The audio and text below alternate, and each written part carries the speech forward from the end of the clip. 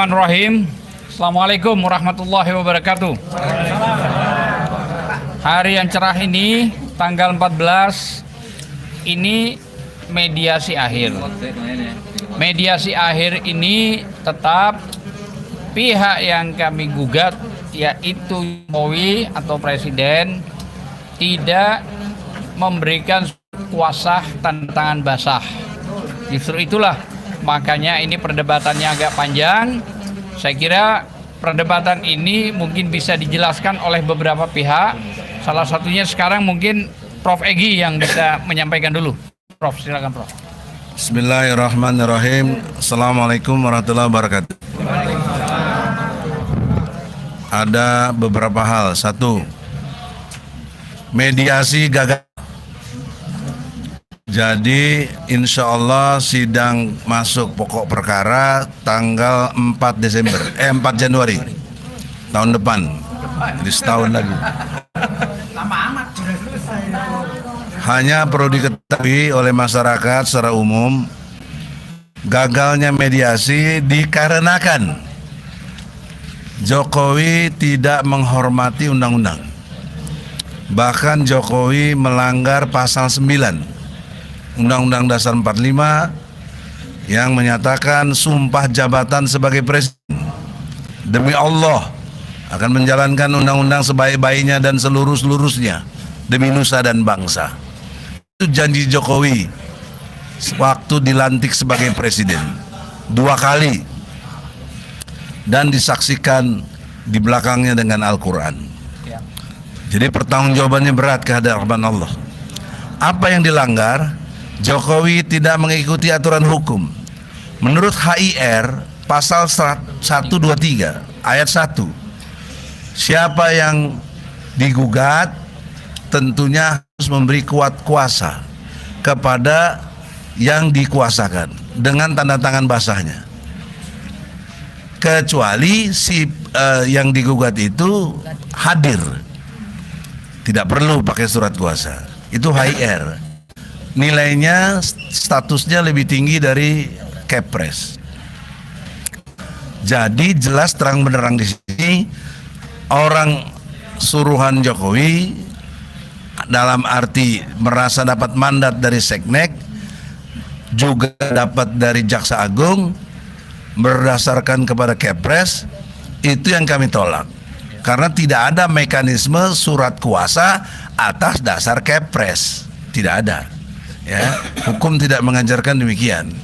Ini yang saya bilang Jokowi telah melanggar Undang-Undang Dasar pasal 9 sumpah jabatan presiden. Nah, di dalam kesempatan ini salah satu lawyer kita, Ibu Kurnia, Bang Damai dulu. Bang Damai mana namanya? Silakan. Sebagai koordinator. Yung, gue tinggal Yung. Assalamualaikum warahmatullahi wabarakatuh. Seperti yang disampaikan Ketua TPW ini, begitulah. Kita singkat aja ya, langsung, karena mengikuti semua kan. Tidak ada keputusan hukum yang menyatakan Kepres itu langsung mutatis mutandis atau lex specialis. Kepres boleh tanpa membatalkan pasal 123 HIR, yaitu ketika seorang digugat, dia bisa mewakili atau dia hadir sendiri. Nah, itu dikesampingkan, itu tidak ada. Itu menurut Bang Egy tadi, tiada lex spesialis menghapus pasal 123 itu, sehingga Jokowi boleh, orang boleh. Nah, tadi kami ilustrasikan juga di dalam masalah Jokowi presiden atau presiden Jokowi. Kita udah jelas Jokowi sebagai presiden, karena kata hakim mediator yang ketika sepertinya ini Bang ya, berat sebelah, kita anggap sampai-sampai itu surat saya lecak tadi, saya lempar. Karena apa? Cuma yang mewakili T1, padahal kita semua nggak mau dia ada di situ. Kok dia mewakili? Setelah gua 2, 3, 4, 5, 6 ada kok. Ya nggak diakui. Itu kan berarti penggiringan supaya diakui. Buktinya dia mediasi ikut. Buktinya saya yang neken. Kita nggak mau tadi yang neken dengan ini ya, dari pihak kita. Nah itu sampai-sampai juga saya diingetin Bang Egy itu. Ini maaf nih, subjektif. Saya juga bilang sama hakimnya. Nah apa nih? Saya baru inget nih. Nah, itu sebetulnya Bang Egy yang ingetin, itu kita yang uji di ujian dulu advokat. Dia mantan advokat. Udah jadi hakim lah. Udah jadi hakim, langsung di PN lagi, cakep ya, cakep itu. Artinya mungkin jenius. Beneran kita berhasil. Bang Adrian berhasil. Jadi selanjutnya kita menolak itu, menolak semua. Nah, tapi dia menyatakan pendapat dia bisa bahwa itu karena digugat presiden ini. Tapi baca dong uraiannya presiden yang namanya Jokowi, dia memasukkan menurut bukti yang kami dapat. Itu. Nah, saya dulu analogikan. Saya ikut nih nomenklaturnya bahwa ini adalah presiden sebuah lembaga. Ketika perusahaan digugat, itu juga perusahaan yang digugat. Tapi kan yang muncul itu kan manusia yang neken, yaitu direkturnya. Sehingga kalau maaf saya bilang tadi, ibarat direktur mati atau presiden mati atau udah lengser, penggantinya adalah presiden yang menjabat itu, direktur yang menjabat itu. Nggak ngerti-ngerti juga. Akhirnya rame tadi gebrakan meja. Iya. Pak Ajam marah, Bang Egy juga sampai bilang nyebutnya bro. Iya. Jadi hakim dipanggil bro, mau sama Bang Egy. Bener. Ya kan, kalau saya lupa situ. Jadi udah nggak ada wibawanya. Kita sama-sama penegak hukum. Bang Egy selalu mengingatkan itu. Pasal 27 Undang-Undang UUD 45 ayat 1 tentang equality before the law. Equality before the law. Orang kita diusir, kita tahan. Nah, tadi ada yang diusir. Orang kita dikasih kuasa sama Bang Egy. Bang Egy benar. Dia kan jiwanya progresif, revolusioner. Saya kasih kuasa pakai lisan. Itu memang diatur here. Oh, jangan begitu dong. Iya, kenapa ini ditaruh di sini T1? Iya. Jadi yang mau diusir ini loh mukanya. Nah, ini namanya Arif. Kurang F doang. Tapi kalau pasal bisa salah tuh. Nah, demikian ya. Saya rasa nanti deadlock. Udah deadlock lah ya. Nah, nanti tanggal 3 Januari ya kesepakatan kita. Nah, ini tanggal 4. Oh, dia nggak mau tanggal Rabu, dia nggak mau. Nah, ada acara khusus. Nah, ini kita serahkan kepada Pak Ajam dulu. Silakan Pak Ajam. Ya, untuk selanjutnya ada advokat yang hadir juga, sempat juga tadi menjadi konflik karena hakim mediator itu mempertanyakan nama tersebut. Nah, akhirnya setelah terjadi perdebatan yang cukup panjang dan seru, akhirnya dia nggak berdaya. Silakan. Oke, assalamualaikum warahmatullahi wabarakatuh. Masih semangat? Masih semangat. Saudara-saudaraku, ya saudara-saudaraku sekalian, kita hari ini sudah tahu bahwa kita hadir di sini adalah sidang gugatan PMH, ya. Ijazah palsu jilid 3, oke? Dan subjek hukumnya adalah Joko Widodo. Sidang hari ini membuktikan bahwa Joko Widodo sebagai person maupun sebagai presiden memang tidak cukup layak untuk memimpin Indonesia, ya. 100% terbukti, oke? Ada adagium yang menyatakan lex supreme dabit remedium, yang artinya bahwa hukum itu adalah obat. Ya, artinya apa kalau sudah jadi obat? Kalau sudah jadi obat harus patuh kepada hukum tersebut. Pasal 123 ayat 1 HR itu adalah sesuatu yang wajib dia tunaikan, wajib yang dia penuhi, tapi masih bisa ditawar-tawar di ruang sidang. Ya, kalau yang menawar-nawar itu adalah orang yang dia utus, kami masih maklum, namanya juga usaha. Tapi kalau yang menawar itu adalah yang memimpin persidangan, nah ini what's going on? Ada apa? Kan begitu. Kami setuju. Kami sangat memaklumi bahwa inilah peradilan yang terjadi di zaman yang dipimpin oleh orang yang kata Pak Amin Rais itu wong edan keturutan, ya. Oke, pasal baca semua kan? Nah, saya ingin mengatakan begini, ini fenomena menarik ya. Di PN Jakarta Pusat ini ada perkara nomor 752 /PDT-G 2023 di mana Jokowi menyerahkan kuasanya kepada seorang yang sangat keren ya, bahkan pimpinan kami di Pradi, yaitu Otto Hasibuan ya, sebagai turut tergugat dalam perkara dalam perkara ini sebagai turut tergugat, sedangkan tergugatnya adalah KPU ya, udah gitu adalah pamanku Usman. Oke, turut tergugatnya adalah Jokowi dan Pratikno dalam hal ini Mensesnek. Iya, pertanyaan saya, berarti dia paham harus memberi surat kuasa. Lalu mengapa di sini tidak mau memberi surat kuasa? Saya tanyakan kepada hakim mediator tadi, apa yang ditakutkan, apa yang dikhawatirkan, kan begitu. Ini jelas-jelas kalau ini adalah tentang pemalsuan dilakukan sebelum menjadi presiden, betul? Maka tidak mungkin Anda mewakilkan kepada jaksa negara atau hak substitusi kepada jaksa lainnya, kan begitu. Nah, so ada apa? Inilah saya mengatakan rusak semua sendi-sendi hukum, ya. Nah, oleh karena itu jangan lagi terjadi seperti ini, ya.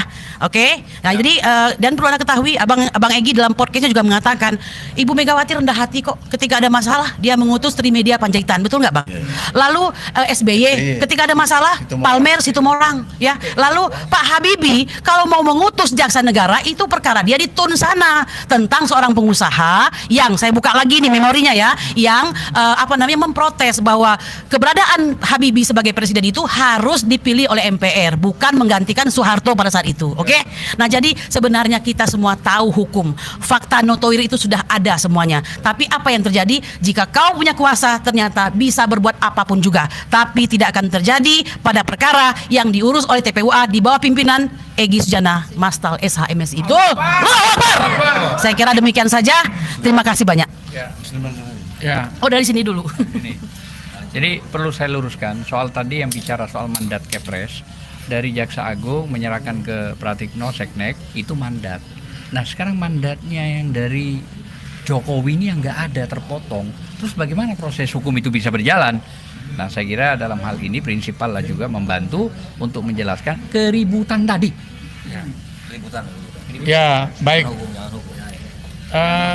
Keributan tadi itu kan sebetulnya prinsipnya adalah saya sebagai prinsipal juga para lawyer ini meminta agar supaya ada tanda tangan langsung dari Jokowi, ya kan? Nah, ternyata kan tidak. Lalu kemudian kuasanya tadi itu tak bertahanlah terjadi keributan situ, bahkan sampai sempat cemak-cemak itu kertas remas itu kertas. Nah, jadi bahwa keributan itu adalah akibat terjadi persoalan seolah-olah, ya, hakim diatur tadi itu berat sebelah. Saya dicecar, sudah beri kuasa, saya bilang Anda ini kan penerus, ya kan? Sudah ada itu, sudah ada ini semua, sudah tunjukkan semua. Saya dicecar, sementara sebelah pihak tergugat satu itu tidak dicecar. Jadi bagaimana kita bisa mendapatkan keadilan seperti ini? Hakim kelihatan telah berpihak dalam masalah ini. Wajar kalau marah. Jadi kalau kemudian terjadi keributan, ketegangan dalam jasa tadi wajar, itulah, ya kan? Diulang lagi. Nah, kemudian begitu juga surat kuasa Ibu Kurnia juga seperti itu, ya kan? Nah, kita tunjukkan tadi. Nah, sehingga semua tunjukkan dan semuanya menjadi clear, ya kan? Tapi satu hal, saya dihantui oleh perasaan juga tadi. Ketika Bambang Tri menggugat, ya kan, pada gugatan jilid 1 di sini ditangkap dia.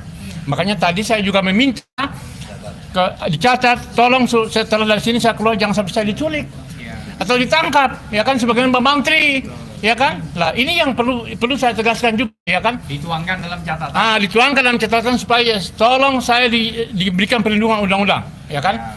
Sebab karena bisa terjadi yang dialami Bambang Tri, saya juga akan Data empiriknya ada. datanya ada. Ya, jadi saya seperti itu. Nah, kemudian selanjutnya saya menghimbau karena ini sudah masuk kepada gugatan pokok perkara nanti itu pada tanggal 4 Januari 2024, ya kan?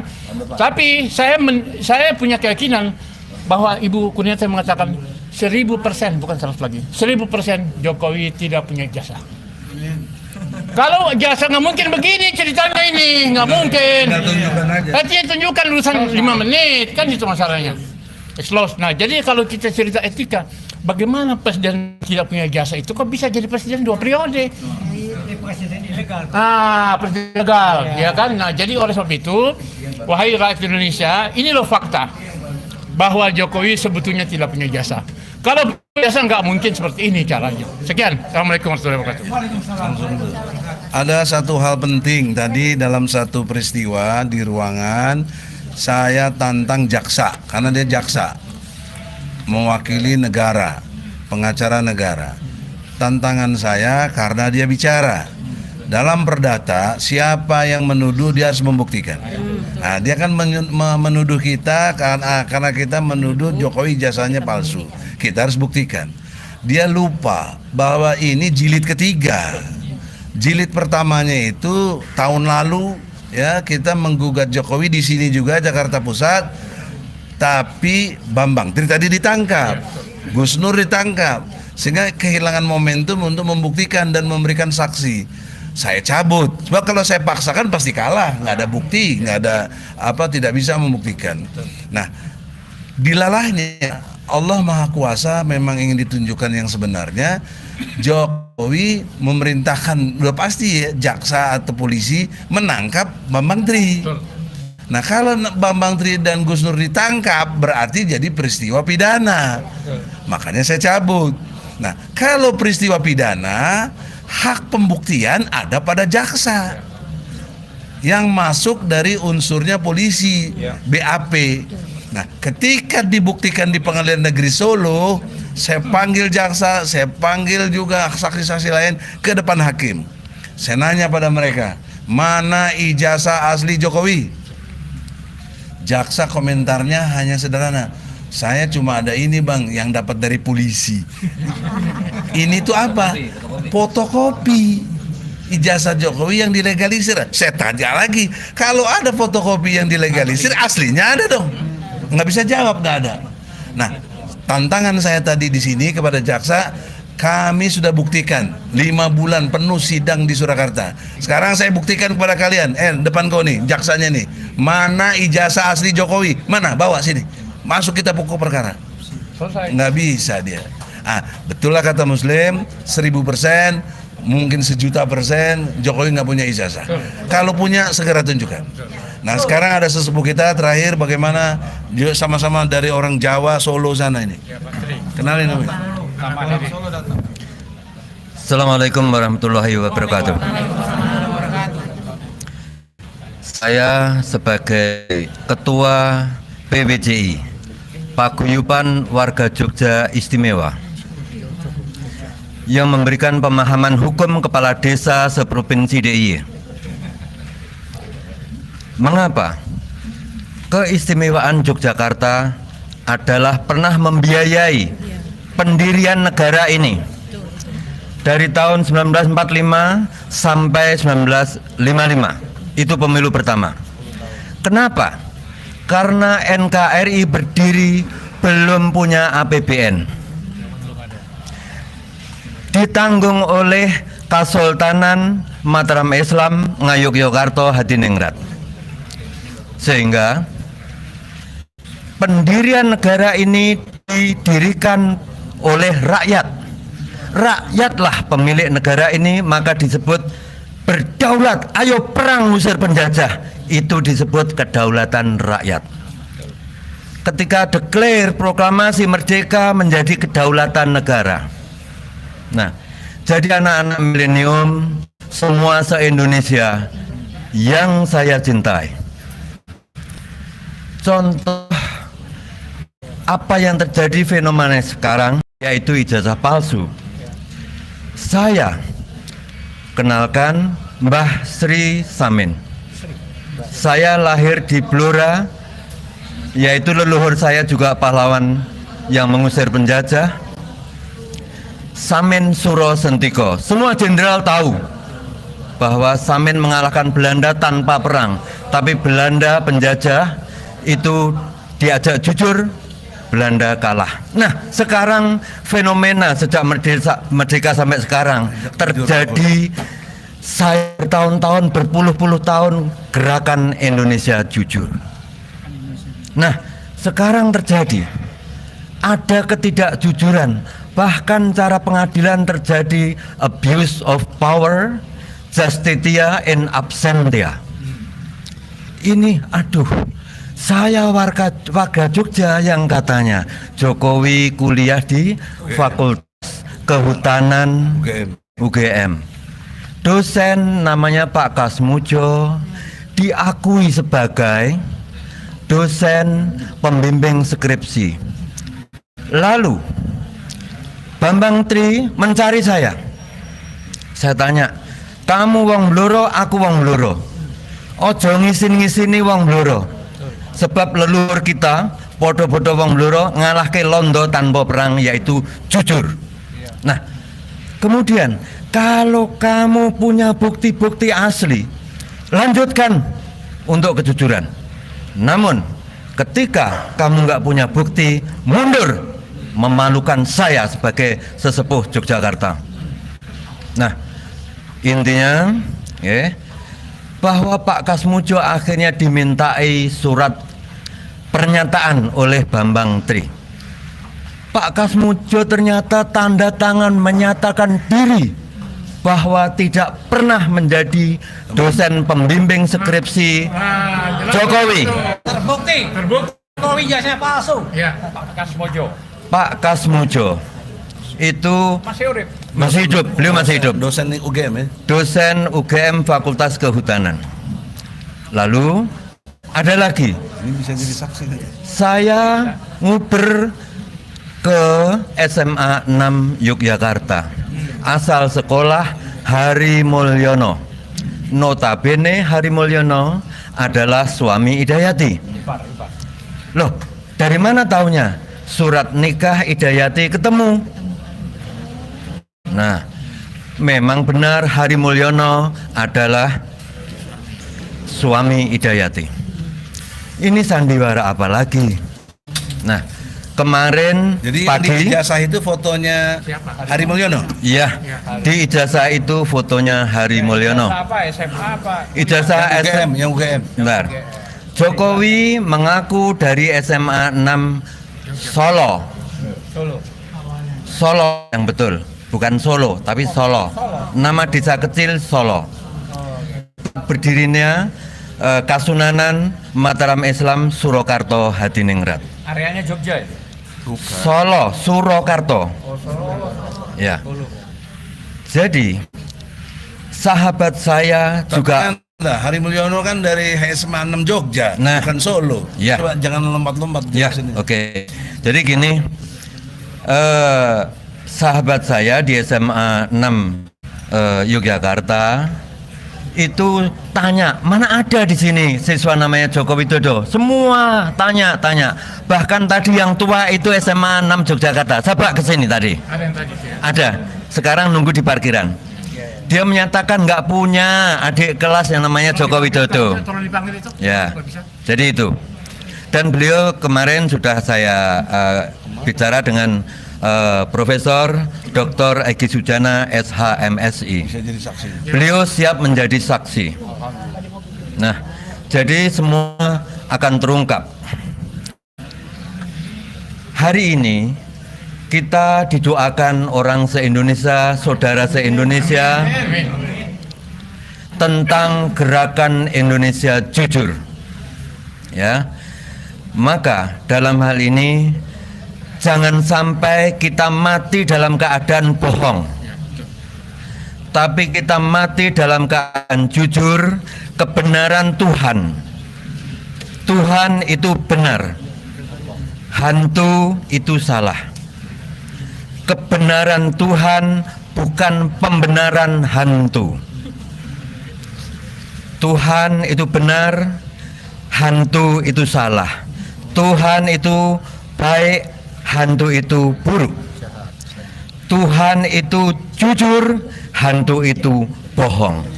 Jadi Jokowi Nah, jadi ini saya belum berani menyatakan Jokowi hantu. Saya nggak menyatakan.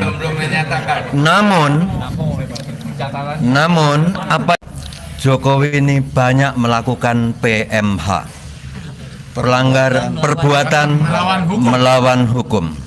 Nah, untuk itu saya sebagai warga Yogyakarta, dulu Bung Karno digaji oleh Kesultanan.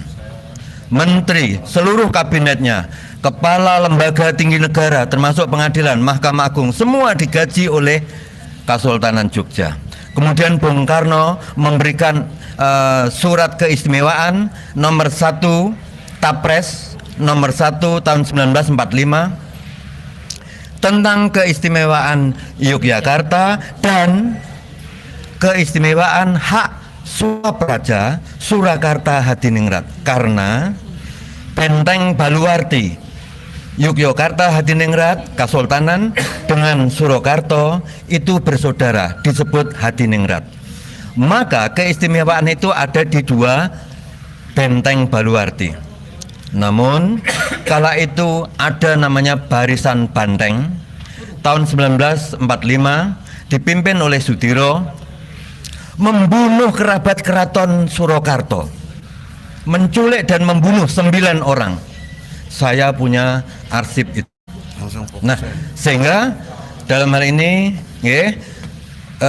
kala itu Bung Karno kemudian membekukan, bukan mencabut keistimewaan Solo. Nah, untuk itu sekali lagi kesimpulan, saya sebagai warga Yogyakarta malu terhadap hal-hal sampai mencuat ini. Eksekutif nomor 1 Presiden, saya malu. Mbah Sri Samin akan bersaksi di akhirat. Di dunia juga dong. Dan bersaksi di dunia. Bersaksi di pengadilan. Lalu sebaiknya sebelum terjadi sidang yang akan datang segera membuat pernyataan mengundurkan diri dan pulang ke Solo.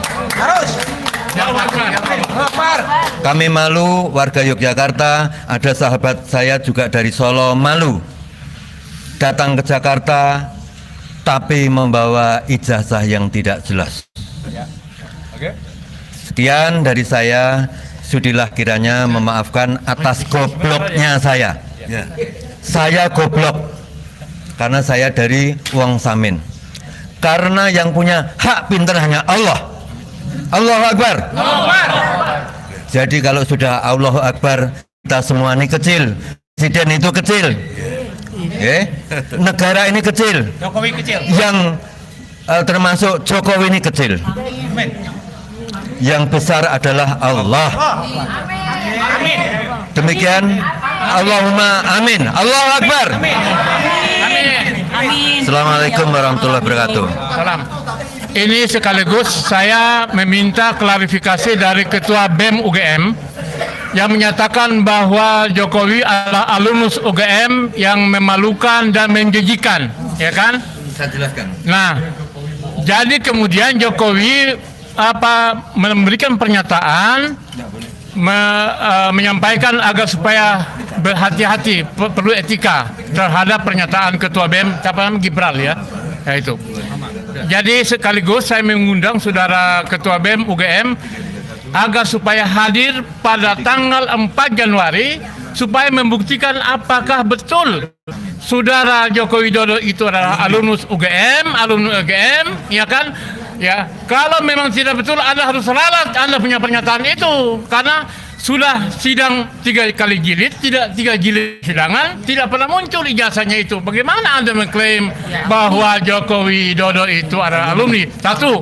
Yang kedua, selama persidangan, ya kan, dari jilid pertama, kedua dan ketiga, Jokowi belum pernah memberikan pernyataan langsung, ya kan, tentang ijazah ini. Jadi dengan demikian semakin meyakinkan bahwa memang barang ini palsu. Ijazah Jokowi ini palsu. Buktinya Ketua BEM UGM langsung ditanggapi. Tetapi persidangan tentang ijazah palsu tidak pernah ditanggapi oleh Joko Widodo. Sekian. Oke. Terima kasih. Jadi ini di luar apa yang disampaikan. Kita bicara mandat. Tadi waktu mediasi sudah diberikan satu contoh mandat kecil. Seperti apa mandatnya? Kita ini TPUA, seorang perempuan memberikan permen VOK itu mandat kepada kita. Nah, di permen tersebut karena mandatnya diberikan kepada saya, maka saya sebar permen tersebut dan tidak satupun tidak menerima. Itu namanya mandat. Tapi hadir orangnya. Lah ini mandat tapi hantu katanya sih ini. Nah, repot gitu loh. Saya kira mungkin itu aja yang bisa saya sampaikan, dan terima kasih. Saya kira penjelasan tadi itu narasumber, prinsipal dan Mbah Tri. Oh, ini closing statement ya, Prof Egi ya. Agenda sidangnya besok gimana? Apa? Agenda sidangnya besok gimana? Agenda sidang tanggal 4 di sini. Agendanya apa? Ya, agendanya masuk pokok perkara. Maka kalau kita dituntut membuktikan tentang ijazahnya Jokowi, kita buktinya membawa seberkas hasil putusan sidang di PN Solo. Nah, sekarang saya tuntut balik kepada jaksa yang mewakili di sini pihak Jokowi harus membawa ijazah asli Jokowi supaya case close. Ya, selesai, kita jangan ribut. Nah, kalau ini juga tidak selesai, ini kita berharap. Kan itu sidang tanggal 4, nggak mungkin sekali selesai. Minggu lagi, masuk pemilu. Nah, kalau pemilu udah jelas nanti Anies menang, Anies berkewajiban menegakkan keadilan. Ya itu jangan lupa nih, karena Bambang Tri sudah menderita sedemikian rupa, bahkan ditahan di penjara 3,5 tahun, juga di bawah tanah, dan sekarang kena lagi 4 tahun, sudah menjalani 1 tahun. Bambang Tri kasih kuasa khusus ke saya untuk minta ganti rugi 10 triliun. Jadi kalau Jokowi udah lengser, nggak bisa, Anies harus hari ini, atau presiden siapa yang ke depan, mudah-mudahan Anies. Amin kan aja dulu. Amin kan aja dulu. Buat negara 10 triliun itu kecil. Tolonglah, kasihan orang udah menderita gini. Jadi insya Allah ini potensi kita dapat rezeki besar dari Allah. Dengan demikian, saudara-saudara bantu doa. Dalam waktu dekat, nggak sampai nih 2 bulan ke depan, udah jelas siapa presiden kan? Ya, itu. Kalau curang, kita buat revolusi. Assalamualaikum warahmatullahi wabarakatuh. Jadi tadi ada satu pertanyaan yang ditanyakan, apa prosesnya tanggal 4? Prosesnya itu masuk dalam materi sidang. Materi sidang itu dari pihak tergugat 1 sampai 9 itu menjawab. Itu substansi materinya. Saya kira itu aja. Yang lain tidak ada kan? Oke, cukup ya. Assalamualaikum warahmatullahi wabarakatuh.